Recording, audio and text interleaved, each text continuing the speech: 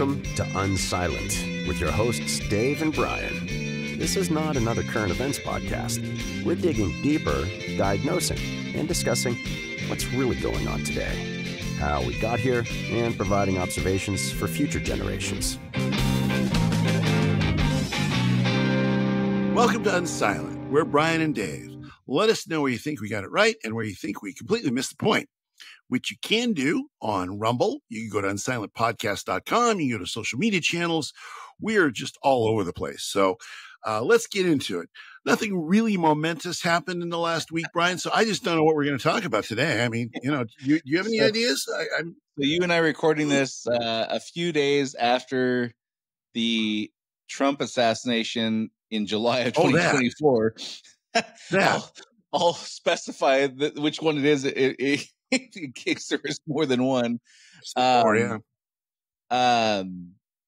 So a fairly momentous event in our history, ranking right up there with, from our perspective right now, with JFK and the Reagan assassination and the Lincoln assassination. And it's been quite, I mean, first of all, I'm happy that Trump's okay. I'm really not happy. Yeah. Obviously, that people were hurt, like really bad things happen. Yeah, it's still unfolding, like the sequence of events, the magical sequence of events that led to the shooter getting to where he was, and then you and I were just talking before we hit the record button about the seemingly divine intervention of a head twitch and a lean forward just in the right millisecond. So all this is still unfolding, obviously, but there's been months worth of social response in like a day and a half or 2 days, That's true. So why don't you just, again, so just to clarify, Dave and I spent 3 times as much time as normal on our show prep. So we spent about 2.5 minutes. 2.5 minutes, talking about this. And basically what we decided was, we're not going to get into the specific events that happened. We might mention a thing here or there, but we're not like looking to dissect what happened because, we're talking to Kenny G, a guy who lives 60 years from now. He will have more information than we do by far. Right. And quite honestly, from just a selfish perspective, the social reaction is far more fascinating than the mechanics of how it happened and the bullet trajectory and things like that. So, Dave, from your perspective, walk Kenny G again. For those listening who are tuning in for the first time, Kenny G is a guy. It's just kind of a moniker we came up with for a guy who's living, 60, 70 years from now, around the year 2080, 2070, somewhere in there, and is likely going through his own crisis era, as we have. Dave and I believe that these things are fairly cyclical, and we're telling people in the future what this moment in time is like. And Kenny G is the nickname we've gave to the guy we're talking to. So, Dave, how would you explain in the hours and days that followed immediately after, because we're only a few days after now, what'd you see? What'd you notice? Well, I think one of the most fascinating things about all of this is how the mood of the country just changed on a dime. It just on a dime. I mean, so, Trump was given his regular pitch, his regular speech. This all happened, and then instantaneously, the mood of the and a bunch of things just lined up right in a row for Trump. So yes, you would have to, if you're a materialist and you don't believe in divine intervention, as you were talking about earlier, then you must conclude that Trump was the luckiest man who's ever been born on the face of the earth. A heck of a fortuitous head nod, that's for sure. Yeah, exactly. At exactly the right second. So there's a change in the mood in the country immediately. There was a recognition, I think, across political spectrums that it's probably means that it's President-elect Trump, because I mean the sort of emotions of the country immediately go to the person who was they attempted to assassinate. The whole, just those few minutes, not just the attempted assassination, but that photo And Yeah. I don't even need to say what photo to Kenny G. He knows Yeah. what that photo it's is. on page 326 of your textbook, students. They won't have books, and they'll have some kind of apparatus or an app or something It'll like be that. a hologram. It'll be It's some the kind of same, hologram. like the depiction of the Lincoln assassination. I'm sure that photo is going to be, it will live on for decades, if not centuries. I mean, the absolute, and again, it's hard to think that that there isn't some kind of divine orchestration here, because that photo was so iconic. There's no possible way that you get all the greats, Cecil B. DeMille, and all the great directors together and say, stage us the perfect hero photo. Right. For a hero, the conquering hero. They shot him. He's bleeding. He stands up and he's got his fist raised. The American flag is right behind him. You've got, Right. I was thinking, perfect blue sky. Yeah, perfect blue sky. The what I thought of is the agents that are kind of like lifting him. They're almost like lifting him up, just like Iwo Jima. Did you think? Just like Iwo Jima, where they're lifting up the American flag. Yeah. I mean, so all of this happens, and you could be somebody. I'm going to say you could be somebody who doesn't like Trump very much, or actively dislikes him, but you're looking at that photo and thinking, wow, you don't, well, first of all, you don't react that way. You don't plan, Trump didn't plan to act that way. That's just pure Trump, right? Instinct. Yeah. Instinct. And so his instinct is fight. I mean, we knew that already, but you could have said, well, maybe it was staged, or maybe it's a act he puts on. How would he face real danger? Well, now we know how he'd face real danger. And so that photo by itself, and that reaction of his, that instinctual reaction right at the time that it happened, said, I'm American. I mean, it was an American moment. Whether you like Trump or not, it was an American moment. Now, of course, there were people. And a triumphant moment. I mean, that's what I mean. Not triumphant for sure. Yeah.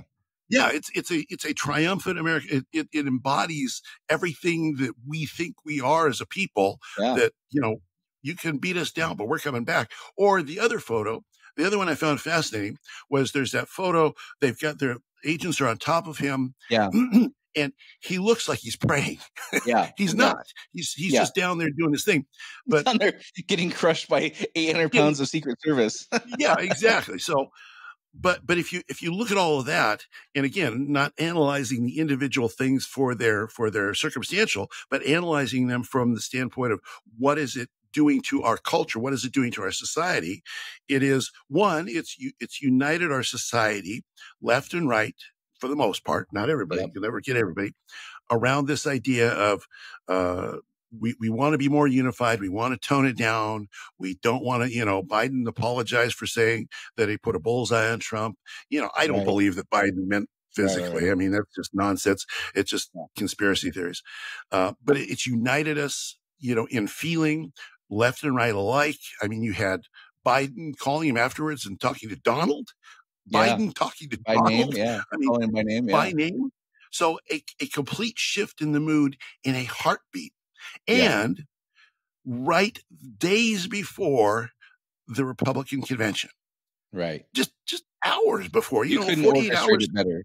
Yeah. There's no possible way. And then you fold on top of that the judge in Florida dismissed the documents case against Trump. So luckiest guy in the world, I mean, you push all this together, and what have you got? You've got Trump being kind of elevated, and none of this I think is because he's got this master plan, but because he's the right guy at the right time for the things that he's being set up to do.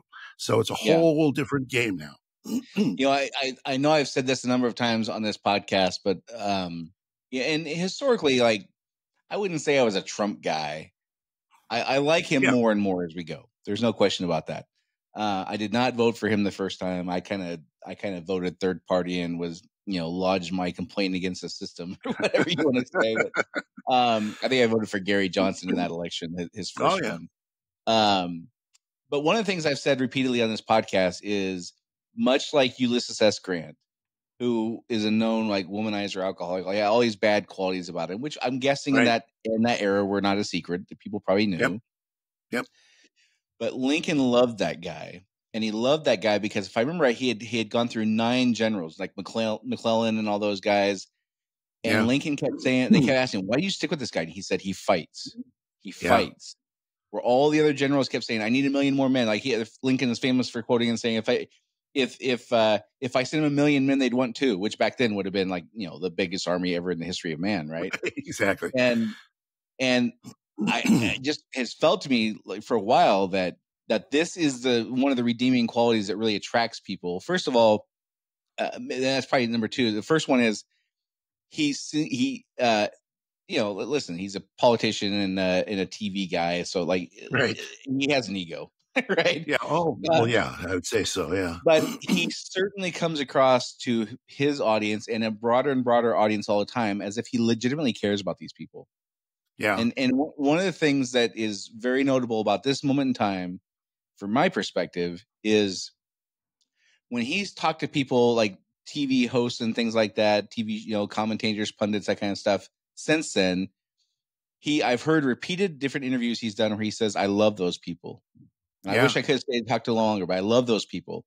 And then you look at the opposition party, where Joe Biden is and Gavin Newsom and all these people.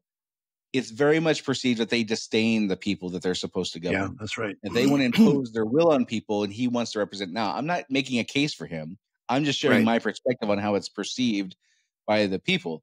And so you have a guy who people believe genuinely cares about them, which is not something we've experienced from politicians in a meaningful way in quite a while, right? Yep. So you could make the case Obama did that, but I would also make the case that was superficial on many levels, and maybe it's with Trump too. I don't know, and he fights, and he's literally willing to take a bullet for people and stand up and say, "It's not about me; it's about you. Go fight." Yeah. And I think that is kind of part of the recipe. I don't know if it's the entire recipe. There's certainly more to it than that, likely, but it feels to me like that's the recipe that has created this kind of movement. I don't think you can call it anything other than a movement at this point. Like it used to be he was the outcast and things like that.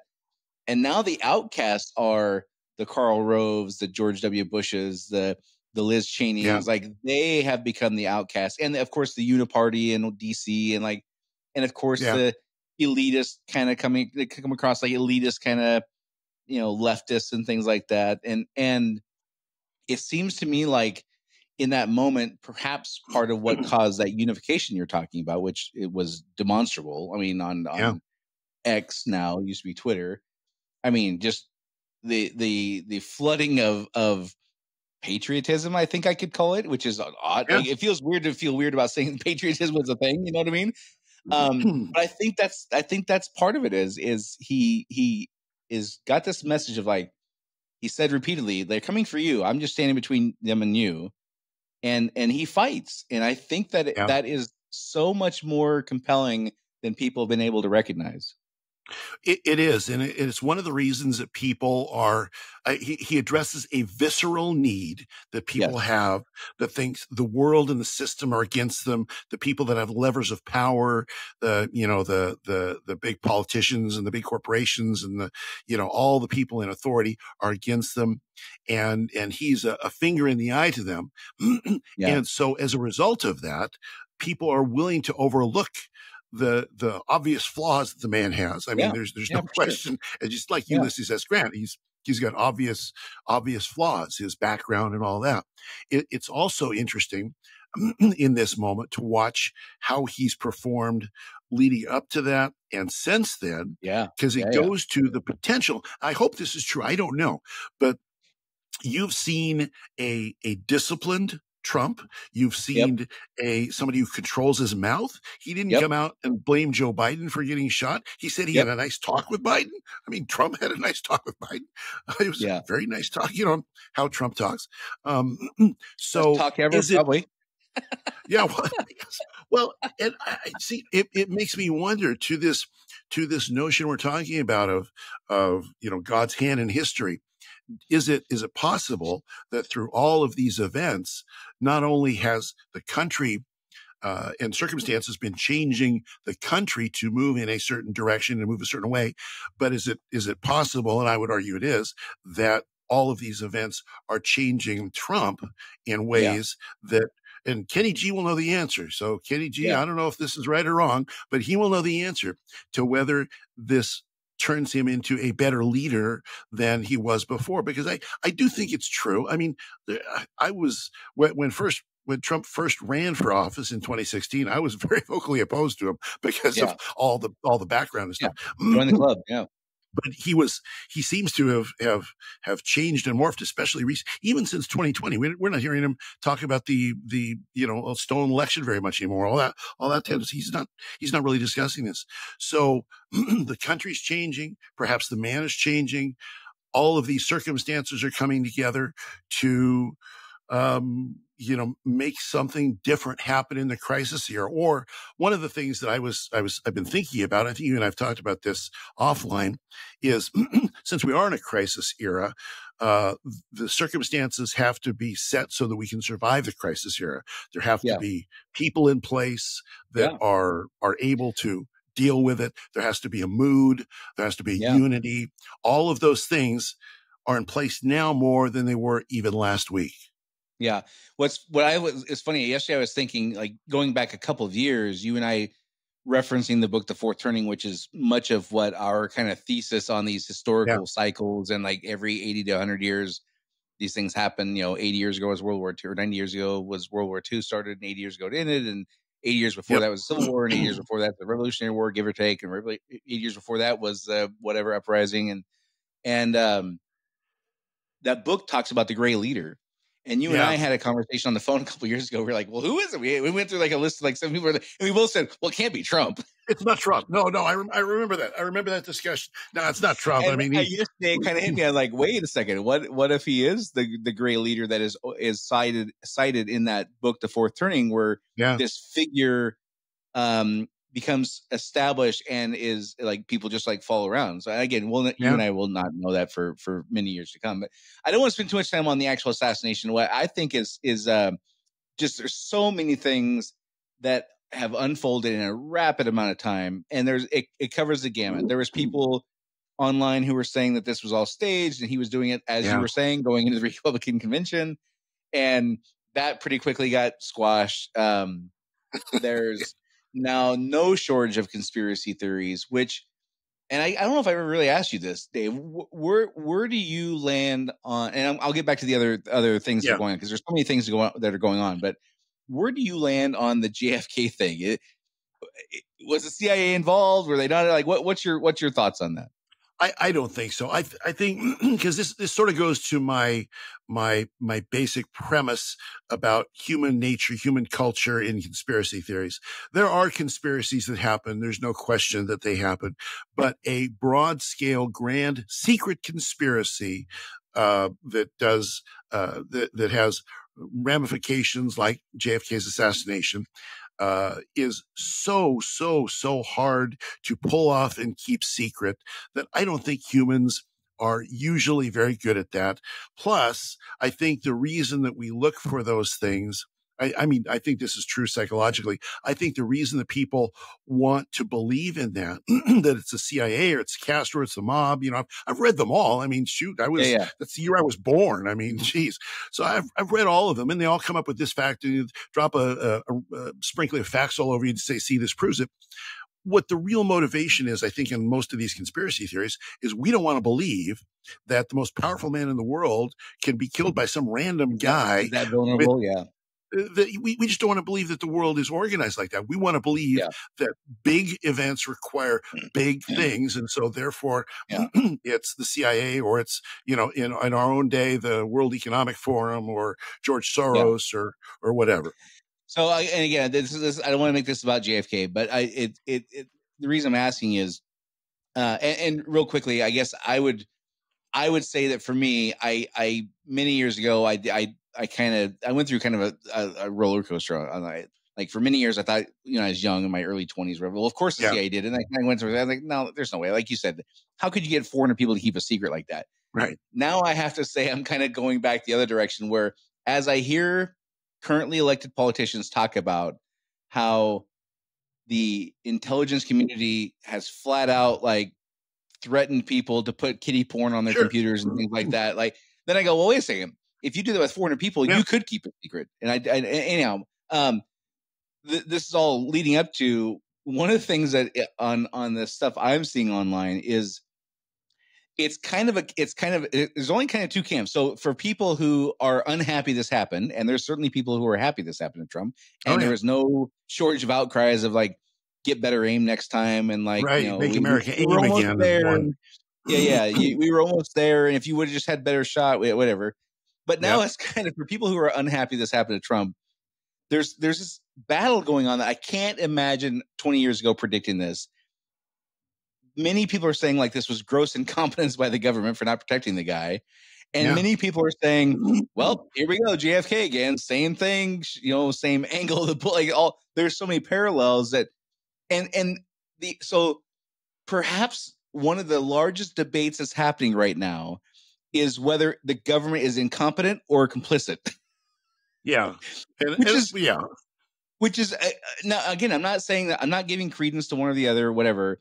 I just find it fascinating that that's where the populace is.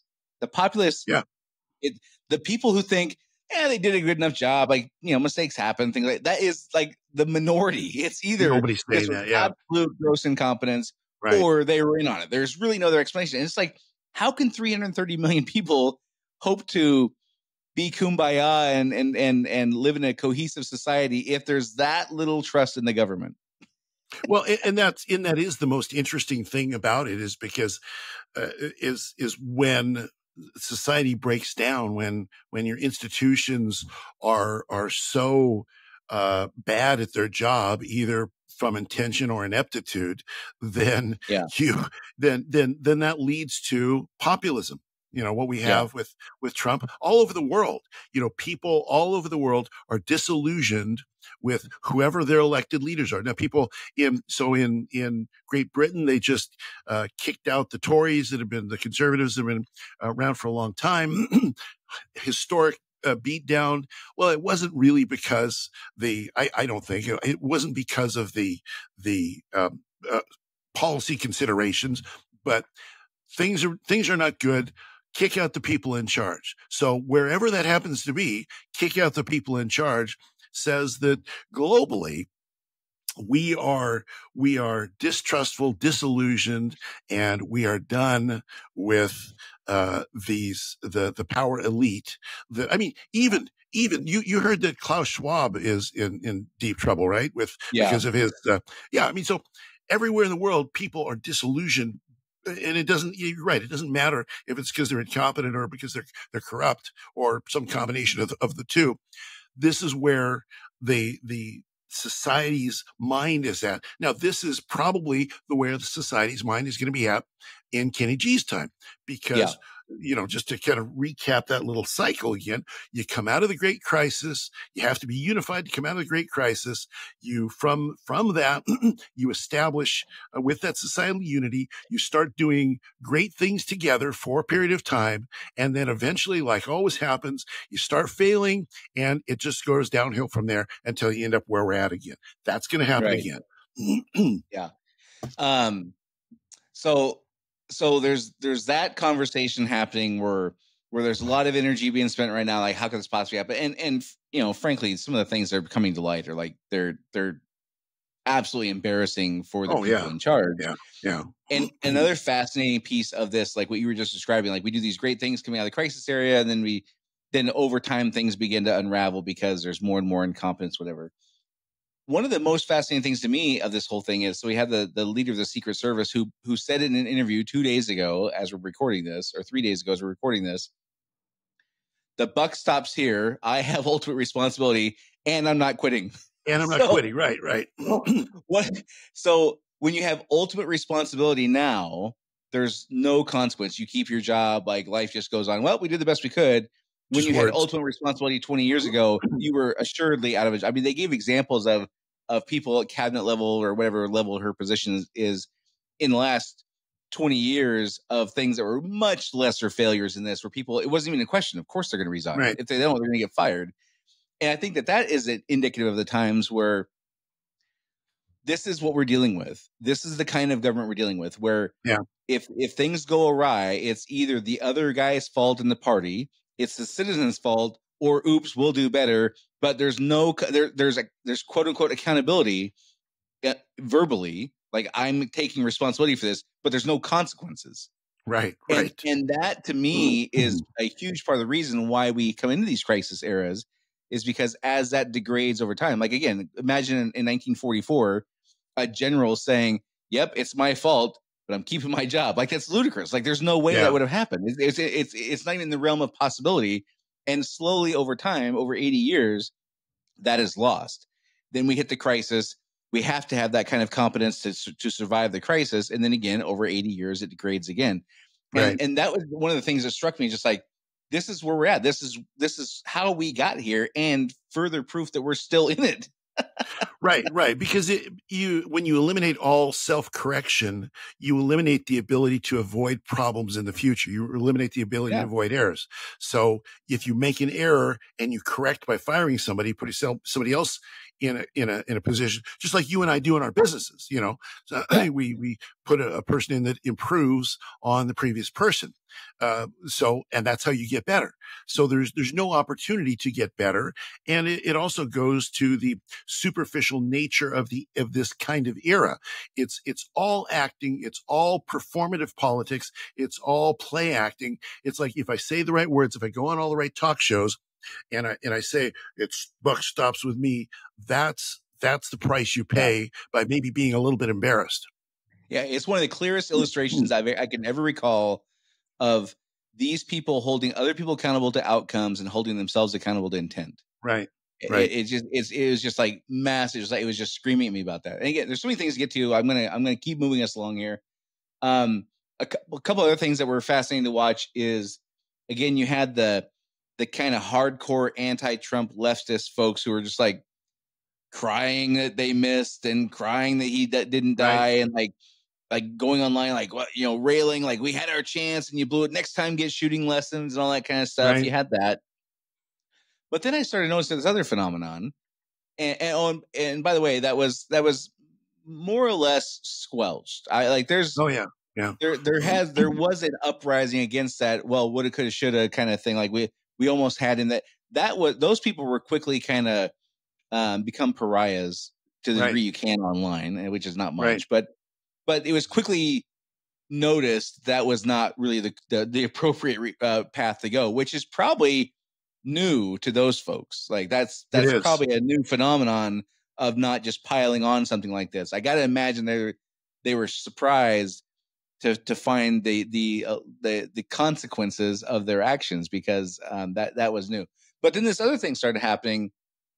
So many videos. I started seeing so many videos of black men between the ages of probably 25 and 60, just 3 to 5 minute videos of them just doing a TikTok or a Facebook Live or whatever, of them saying, "This is my guy."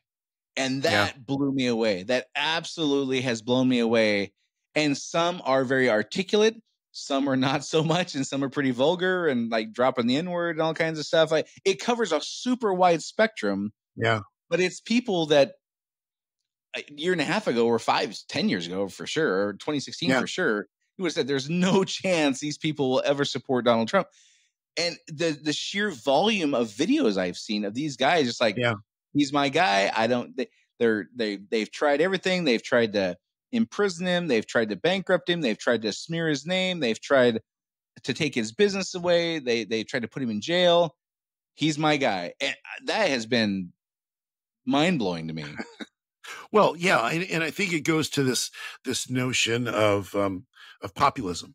So, it's the grassroots, and, whoever the grassroots are, they identify with the man oppressing us. So whether it's the Teamsters president spoke as Republican. I was going to end with that. That just completely, I never would have thought that would happen. Yeah, I mean, so the biggest private sector union president speaking at a Republican convention, that's so that's weird. But again, it all goes to this notion of we feel like the world is against us, the people in power are against us, the elites are against us. If you look at Trump's running mate, J.D. Vance, who's spoken out against big corporations, it used to be the big corporations were the hallmark of the Republican Party, but now that's where that's where they are being criticized from. So all of these things, the disenfranchised groups, whoever those disenfranchised groups are all saying, yeah, this guy, they tried to kill him. They tried to put him down, just like they've been trying to put me down, just like they've been trying to hold me down. 100%. And so, yeah, he's crude, he's rude, but he's my guy. He's my guy. And the thing that's mind blowing to clarify it, it's not that's not true. I was going to say it's not the ethnicity of the people. It is because these are people who historically would not have voted Republican for sure. Sure. But it is fascinating to watch that unfold. It's kind of like a realignment, which we're going to spend some more time on here in a few minutes. But they aren't fearful of consequences of coming out now. Right. So again, it was just the volume of these videos I saw of these guys like, he's my guy. So yeah, on one hand, it's like, yeah, wow, he's got these guys who are not historically his supporters, but they don't care, or there's no consequence now, or a mixture of both probably, that they're publicly proclaiming this to their audience of whether it's 17 people from high school or their 500,000 followers on TikTok or whatever it is. Yeah. They don't care. Like, say what you want. He's my guy. And that is a massive, massive shift from just 6 months ago, or certainly 2 years ago, certainly 5 years ago. Yeah. Like the social consequence of doing a video like that was off the charts 5 years ago in those communities. And now that's gone. Well, and surviving an assassination attempt basically immunizes anybody that wants to support Trump. And it basically immunizes them from being critiqued, because it's like, that's apart from a small number of people, most people don't believe that was staged. I mean, it was just a legit thing that happened. Here's a guy. It doesn't matter that he's an old white billionaire. None of that even matters anymore. Right. It's just, this was an authentic American moment, an authentic American thing that could have been a tragedy that turned into a triumph. And yes, he's my guy. And if you criticize me, then you're with the people that tried to crush America. Because he's in that space, he was really a stand-in for America. That's what he's wanted to be for a long time. He's wanted to, make America great again. He's wanted to be the stand-in.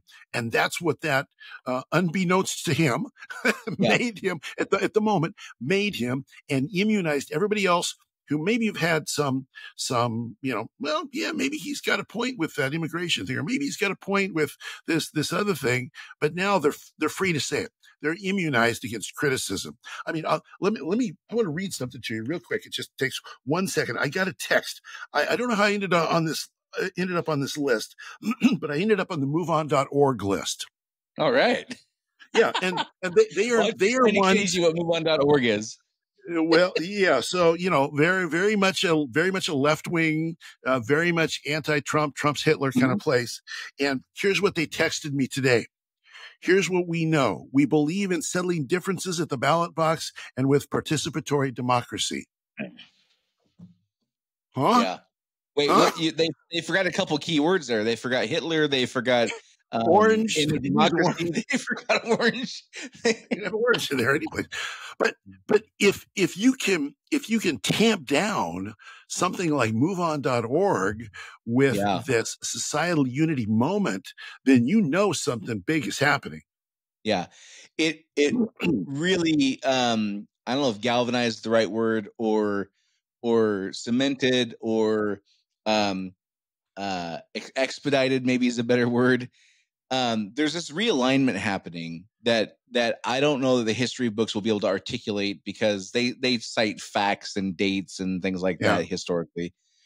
But the mood and the realignment of alliances is shifting. I mean, it shifted seemingly like in an instant, like you said, like in 5 minutes, a massive realignment happened where, again, these communities that are not historically going to vote for a elderly white billionaire and who's been portrayed as the devil for a long time. Right. But like you mentioned, I think this is the only thing the whole weekend I only texted you 2 times. And one of the things I texted you was, holy crap, the president of the Teamsters Union is speaking at the RNC. Yeah. You talk about a massive realignment. So for the entirety of the Teamsters, I think they've leaned more left. I mean, they certainly vote both ways, and they tell their members to vote both ways. They support whoever's going to help them. Let's just call it what it is. But historically, they've been very much a progressive side of the aisle organization. And he didn't endorse Trump at the RNC speech he gave. Right, he just spoke. Yeah, he didn't endorse him. He spoke for 10, 15 minutes. First time ever in their history, they spoke at an RNC convention. And the reason is because his organization is full of truck drivers and plumbers and mechanics and those kinds of trades and industries that have been just kind of cast aside in favor of the DEI trans kind of thing. And we're going through a very awkward, uncomfortable period, both awkward and it's clunky, but also awkward. Like it feels awkward to know. It feels like this shifting is like people are changing their alliances, and that's just kind of uncomfortable personally, for people to like emotionally go through. But also, it's not smooth. It's very clunky how it's happening, right? It kind of goes in fits and starts. But there's a massive realignment from big corporate companies were always Republican, and now they're very much left leaning. And the average working guy was very much anti those guys, so he had to be Democrat, and now they're not. And, different minority communities and things like that, almost historically, like 90% would vote Democrat. That is changing at a very rapid pace. And again, people are being okay with like, say what you want. I don't care. This is how I think. Yeah. All these things are happening at a blistering pace. But the teams are changing. Like the players on the team are changing before the Super Bowl. It's like the players line up to play the Super Bowl, and 40% of each team switches teams. Like it's wild to watch. It's hard to, and it would be impossible to predict.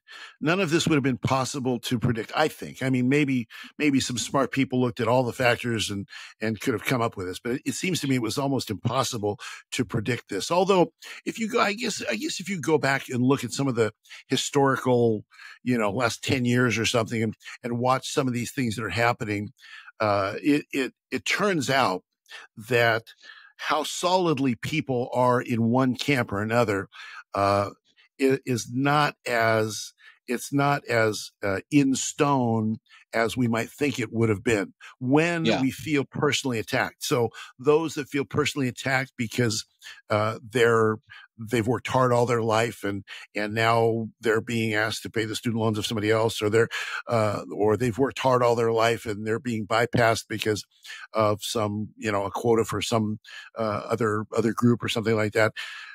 That's when, I've heard so many videos where people say, I was always a Democrat, but I was always, I always voted left, but, because when people feel personally attacked, some of these things that are, I think a lot of people's politics and to a certain extent, their tribe, becomes a little bit of more negotiable when you feel like you're under threat, when your job's under threat, when your family, and I think one of the things that really has done this in the past few years, we saw this in Virginia, is the sort of the changing of the most basic values. We've talked about this in the podcast before, changing of the most basic values having to do with family, whether it's parental notification or, your kid wants to be a girl and he's a boy.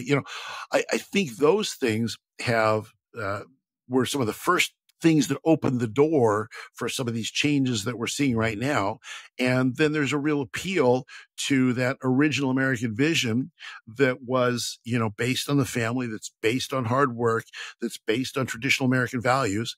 And as a result, and then of course we see then the drama that unfolded with the assassination that looks like a very American overcoming. And all of that comes together to say, I'm going to reconsider. I'm going to reconsider Trump. I'm going to reconsider the Republicans. They had a YouTuber that, was something Rose or something at the Republican convention, who's typically not the person who shows up there. Right. Face tattoo. Yeah, yeah, exactly. Typically, you're not your typical Mitch McConnell Republican. So, No. but so all of these things, I think, and I do think these things are preparatory for whatever the big crisis is that's coming down the road. And I think that Yeah. argues again for as we talked about, for sort of a divine plan here. Yeah, one of the things that I think had this moment, and we'll talk about the media here to kind of cap things off, because what their reaction and like the box they're in, I find super super fascinating, right? But one of the Not things just I have, fascinating, Brian. I think that it's very satisfying. yeah, oh yeah. I'm trying to keep that part in check. But No, I'm one of not. the things that I think that event with the attempted assassination of Trump, for many people, I'm guessing, I'm speculating here, I don't know this, but it kind Yeah. of feels like it fits to me, is that for a long time, probably 20 plus years, the right side has been arguing tactical level things. Like we all agree on what success looks like. We all agree on our values. We all agree on what our roles are as citizens. We just need to figure out the right mechanism to hit what we want. Yeah. Meanwhile, during that same time, the left side has been arguing core value level things and principle level things. And they're talking on different levels. Like the Republicans of like, of course we all want the same thing. We're just trying to figure out the best way to do it. And that's very much not the conversation that's been happening. Right. And I think in a very rapid amount of time, 3 minutes or less for most people, a lot of people recognize, wait a second, this isn't about tactical level stuff. This is about values and principles. And I think that is going along with what you're saying of, how people feel attacked and things like that. When your values are attacked, that's a whole different thing than how good you are at executing a thing. That's right. Yeah. That is the discrepancy in the conversation that have been happening, and myself included, like I not being aware that discrepancy was happening. But it seems to me like a lot of people like instantly just intuitively got it. Like, wait a second, this really is about a revolution of values. This really is about a change in principles and who should have the say and like all that kind of stuff. And which is weird for a random event in Pennsylvania for that. But I think that's part of it. You think that's too much of a stretch? No, I think that's a huge part of it. I think I think there's two things. I think there's that, and it's the values question, and you mentioned it earlier, and the who cares about me question, who can I identify with question. And so you put those things together, and in that moment, both of those things came together to say, here's the quintessential American. He's loud. He's rude. He's going to fight. He's going to stand up. He's not going to be knocked down. And he supports my values. He supports the most basic American values of family, faith, freedom, those types of things. Those people, which we're going to get to the media here in a second, those people, their reaction demonstrate values I want no part of. Exactly. Right. Because that's kind of the mood of this moment. It's not what am I for, it's what am I against. Right. And so maybe that all happened in a short amount of time where people are like, wait a second, I don't want to be aligned with a group who does that. And that's these people I've been saying I'm supporting this whole time. Anyhow, it just seems like for the mood to change the degree it did, that kind of personal loyalty or whatever had to have a deep, profound level change, not a superficial tactical kind of level change, right? Okay, I know we're going through this at a blistering pace, but there's just so much stuff to get into. But one of the, as I said, one of the most fascinating things for me, and fascinating is a kind word, was watching how the media reacted, both in how they reported what happened, but also the box they found themselves in, right? So to put things into context, like anything, generally speaking, Trump does is bad. Like that's the predicate foundation rule if you're in kind of corporate media. Like there's no allowance for flattery. There's no allowance for congratulations. There's no allowance of recognition of doing things right. It's all got to be through the lens of how this guy is Hitler, right? And that language ramping things up, I think it's hard to argue that that's part of what got us here. Now, there's lots of debate about who did what, and then but you and me, we're at all sides. Like there's tons of arguments about that, and we don't have time to get into the validity or not of that. But they found themselves in this box where this horrible thing happened. People, by and large, had a very negative reaction, like a visceral negative reaction to it. Yeah. And the media is standing out there swinging in the breeze as an obvious contributor to this, and this very negative thing happens. So, and before they recognize that, though, here's how they report what happened. So I'm going to read you a handful of headlines, okay? So this is moments. This is probably within 30 minutes of the bullet sailing by Trump's ear. Right. Secret Service rushes Trump off stage after he falls at rally. That was one. Another one. Trump removed from stage by Secret Service after loud noises startles former president and crowd. Trump's speech interrupted by Secret Service. Yep. Secret Service rushes Trump off stage after popping noises heard at his Pennsylvania rally. Trump injured in incident at a rally. Yeah. Trump whisked off stage in Pennsylvania after loud noises rang through crowd. Trump escorted away after loud noises at PA rally. And a shooter is dead and a rally attendee was killed at a Donald Trump event in Pennsylvania. Shooter is dead and a rally attendee is killed at a Donald Trump event in Pennsylvania, the Butler County District Attorney tells the AP. This is like, I don't know, there's a couple key words missing from that, Dave. Staggering incompetence. Well, it's not incompetence. They knew exactly what they're doing. You can't. For sure. Yeah. Yeah, it's amazing. When I saw those things, because I was watching those, I found out about it from you because I was dealing with some stuff, and you said, well, you sent me a text. I said, well, I haven't looked at the news today. What are you talking about? Then I looked at the news, and oh crap! What are you? And so I started looking at the news. Those were the first headlines I saw. Is there's popping noises at a Trump rally? What? Somebody lit off a firecracker? What's? I mean, so do you think, Brian, that they knew they were being completely obtuse and stupid, or do you think that's just it's just innate in them? There was a story that was circulated not long after that I didn't post, or I didn't save because I couldn't confirm how accurate it was. Yeah. These are screenshots I took on my phone of the headlines, so I know that these are real, right? But there was kind of marching orders that you do not say the word assassination until the police say assassination. You don't say there was gunshots until the police say there was gunshots. And it was all this like, okay, again, I don't know if it's valid or not, whatever. Yeah. But some media outlets got those marching orders and others allowed reporters to go be reporters. And guess what would turn out to be accurate, right? Yeah, exactly. I don't know. I do know that there is a unspoken rule, or even a spoken rule perhaps, that in no way can you put Trump frame him in a situation where he looks like the victim and looks like something that was done bad to him. And in no way can you make him look like a hero. I know those two things to be true. He either has to be the villain or the scapegoat. That's the only two roles he's allowed to play. And so all things have to go through those two lenses, right? Right. And again, so the media found themselves in a situation where they had helped amp up. I mean, if you're watching MSNBC, if you're watching CNN, if you're reading the New York Times, and for years and years, going on a decade now, he's Hitler. He's a threat, existential threat to our democracy.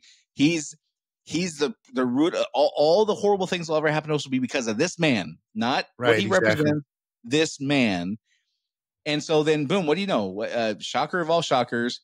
It elevates to a point where things, and now again, I'm not saying the blame rests all at their feet. Like, this is a whack job who did this thing. Right. But it was very clear to anyone, a citizen of this country, that contributed to this outcome. There's no question, right? And then they followed up by posting those kinds of headlines. And I think that helped have some of this effect of these people having this radical, swift change of heart. And now you take an industry, this corporate media structure that already had lower favorability ratings than politicians. Like, how do you do that? How do you do that, right? Yeah.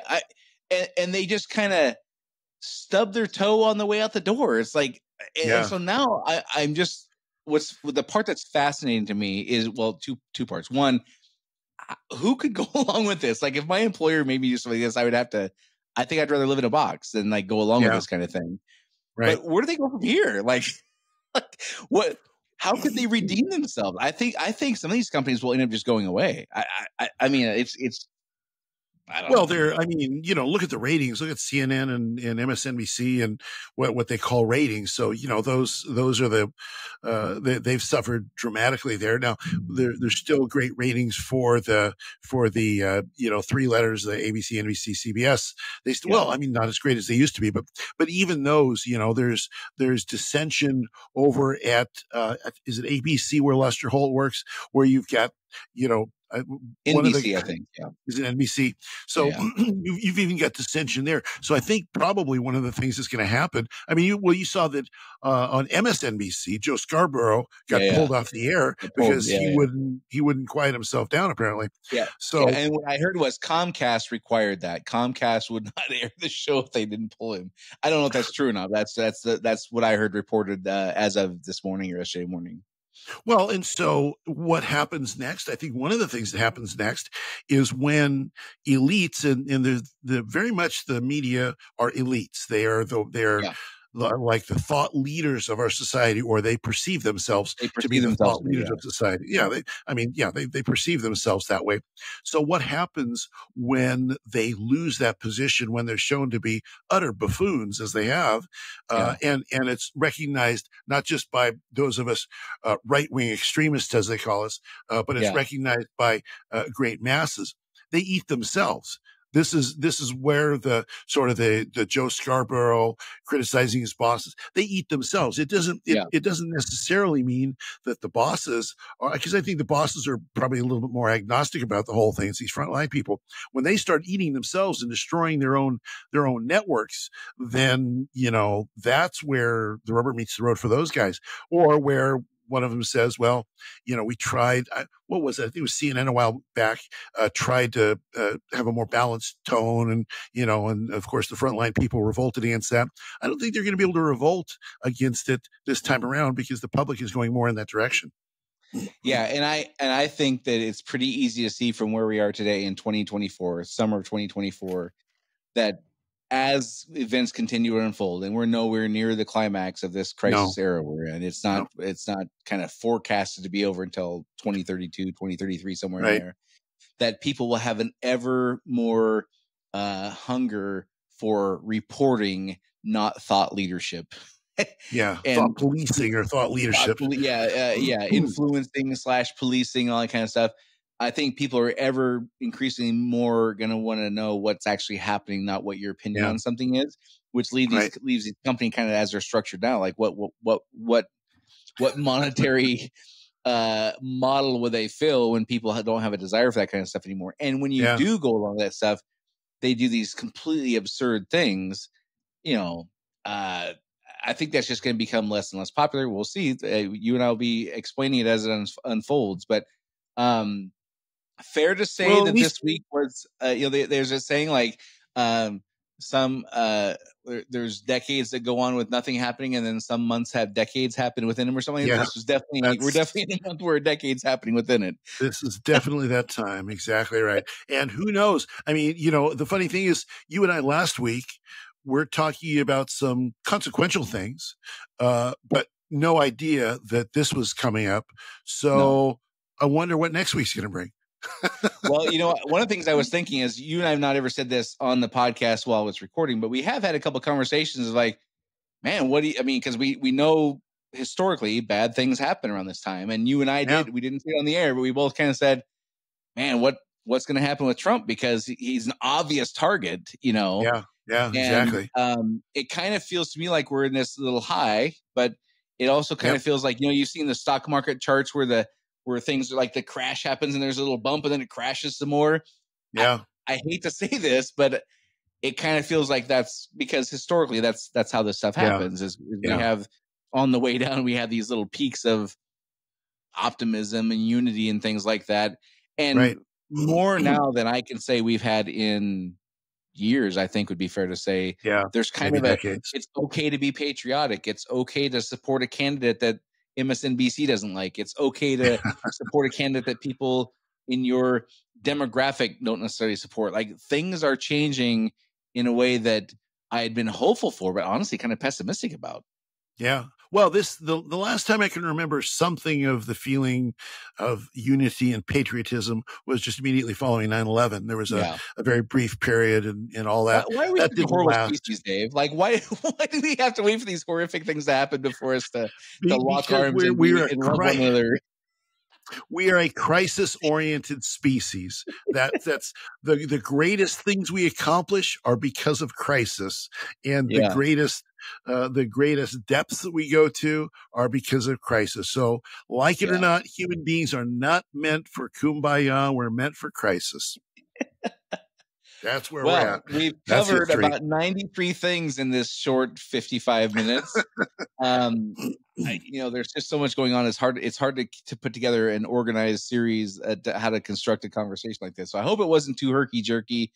Mostly, Dave and I want to hear your thoughts. Like, if we're trying to explain to Kenny G, a guy who's living 60, 70, 80 years from now, what this moment in time is like, we have no doubt, Dave and I have no doubt, people are going to look back on this era and want to know what was going on. And we're trying to explain that, not in a textbook like historical dates kind of thing, but what's the mood like? And if we didn't get it right and you think there's something we're misunderstanding or misconstruing or not articulating well, we'd love to hear your thoughts on that. And of course, if you think we're getting it right, we'd love to hear that too, which, as Dave said, you can do on unsilentpodcast.com. That's unsilentpodcast.com. Rumble has a great comment section, and go to our website there and you can find all kinds of different social channels to find us. So that's it for this week. See what's coming in store, and we'll talk next week. Do you want to be unsilent? Make your voice heard on our social media channels and share where you think we got it right or wrong. Go to unsilentpodcast.com for social links so you can join the discussion.